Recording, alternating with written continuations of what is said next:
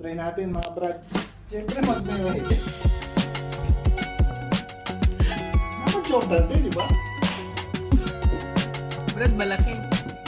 Sa parang maliit siya sa akin. Grabe ka naman magmahal doon. Siyempre. Tudong mo na naman. Kaya hinihintay ito eh. Ganda ng kulay. Yeah. Wow. Brad, ikaw ba yan? Ba't parang siyang hindi hilo, no? No, it's really. Parang nga siyang meat. Yeah. Ano?